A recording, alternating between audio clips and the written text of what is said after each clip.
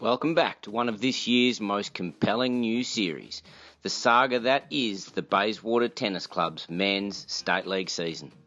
Round 3 saw a trip down the road and around the corner to the leafy green suburb of Mount Lawley, where the Spartans of Bayswater took on a team of young men keen to make a mark on the competition. This was a winnable match for Baysy, or so it seemed. Before we crack on, some viewers have offered their opinions over the last week that there's a little too much Adam Howard in these videos. Noted and advice taken, but this sports journalist would offer that there's no such thing as too much Adam Howard.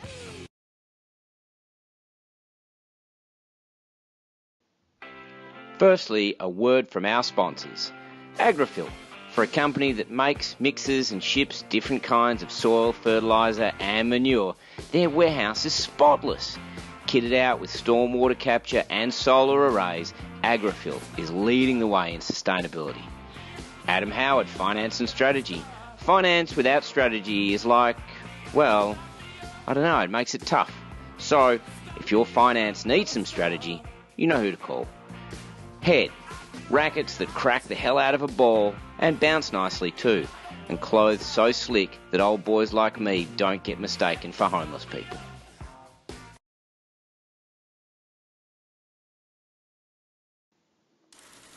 The number one singles this week saw Adam Howard of Bayswater up against Luca Bonini of Mount Lawley. This was the fourth round of this rivalry in the past 12 months, with the last instalment being a fiery encounter in last year's Division 1 semi-final. The first set was quality and very tight, but after Bonini won it, Howard's will to compete seemed to evaporate, and Bonini ran away with the second, levelling the head-to-head at 2-all. Bonini served and volleyed and chipped and charged like a master. Bonini with the win, 7-6, 6-2.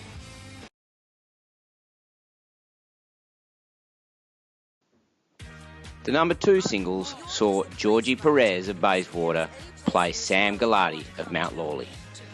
Baysy's Frenchman, Georgie Perez, who prefers to be known as Jorge, got on the board with a classy win over the gritty Galati. Galati was coming back after a car accident, so full credit for even being on court. The tennis here was a series of grinding backcourt rallies with tons of movement, and it was great to see Jorge score his maiden Spartan victory, 6-4, 4-6, 6-1.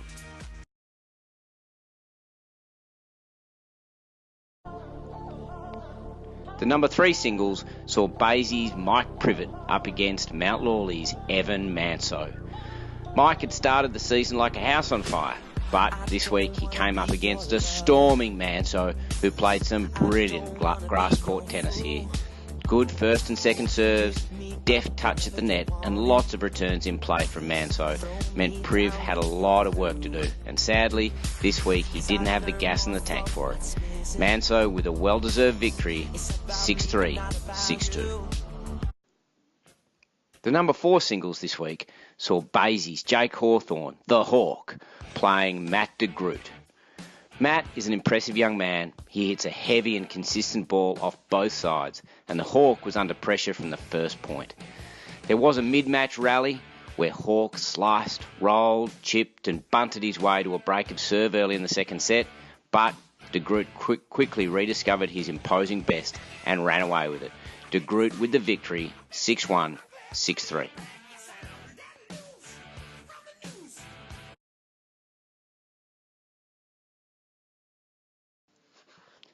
The number 1 doubles this week saw Perez and Howard playing Reece McDougall and Evan Manso.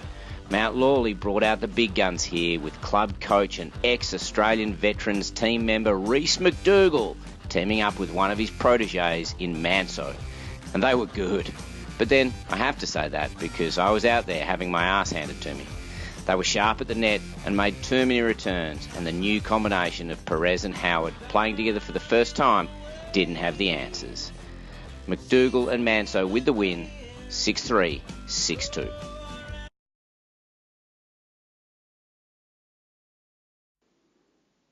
The number 2 doubles this week saw Mike Privet and Jake Hawthorne of Bayswater playing Luca Bonini and Matt de Groot. Now, unfortunately for Baysy, this match looked like following the same script as the number one doubles. But the second set was tight and contained some scintillating rallies. Dinks, drop shots, scrambling lob returns. Fantastic to watch. But sadly for the Spartans of Baysy, the young Mount Lawley boys managed to hold on for a straight set win, 6-2, 7-6. So, there we have it. 5-1 loss for the Spartans of Baysy, and yes, the honeymoon is well and truly over. It's a disappointing result, but hats off to the young fellas of Mount Lawley who, with an average age of 19 years across their singles players, appear to have a bright future ahead. Thanks to the ever-present Baysy supporters, and until next time, play on!